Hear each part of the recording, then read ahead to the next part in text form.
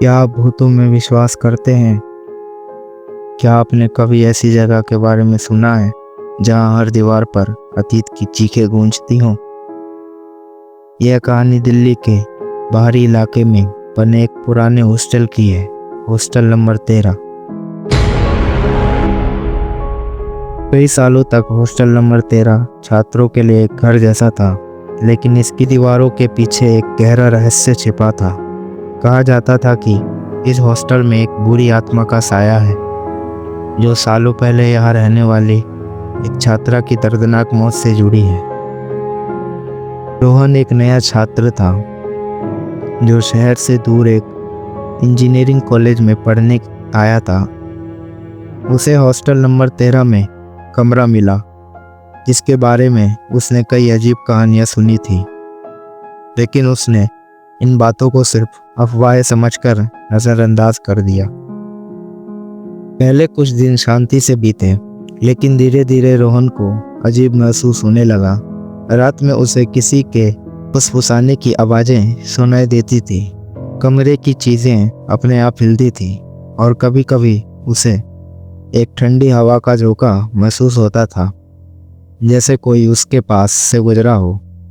रोहन ने इन बातों का जिक्र अपने दोस्तों से किया, लेकिन उन्होंने उसे मजाक में उड़ा दिया।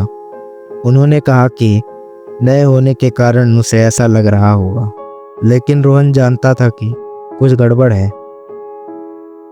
एक रात जब रोहन अपने कमरे में अकेला पड़ रहा था, तो अचानक कमरे की बत्तियां टिमटिमाने लगी। दरवाज़ा अपने आप बंद हो गया और उसे एक धीमी और दर्दनाक चीख सुनाई दी। वह डर के मारे कांपने लगा।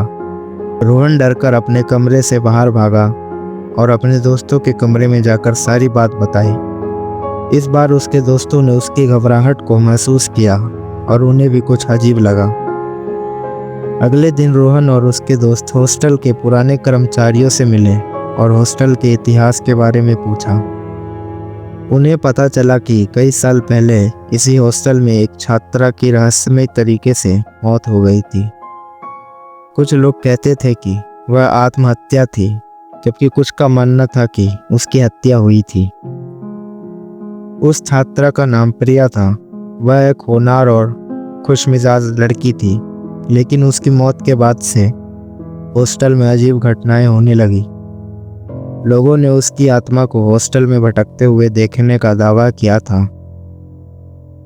रोहन और उसके दोस्त उस कमरे में जाने का फैसला करते हैं जहां प्रिया रहती थी। कमरा बंद था और उसमें धूल जमी हुई थी। जैसे ही उन्होंने दरवाज़ा खोला, उन्हें एक अजीब सी ठंडक महसूस हुई। कमरे में उन्हें प्रिया की कुछ पुरानी चीज़ें मिली, जिसमें उसकी एक डायरी भी शामिल थी। डायरी के पन्नों को पलटने पर उन्हें प्रिया की दर्दनाक कहानी पता चली। वह किसी लड़के से प्यार करती थी, जिसने उसे धोखा दिया था, और वह इस धोखे को बर्दाश्त नहीं कर पाई। डायरी के आखिरी पन्नों में प्रिया ने अपनी जान लेने की बात लिखी थी, लेकिन कुछ ऐसे संकेत भी थे जिनसे लगता था कि शायद उसकी मौत एक दुर्घटना थी, या शायद किसी ने उसे ऐसा करने के लिए मजबूर किया था।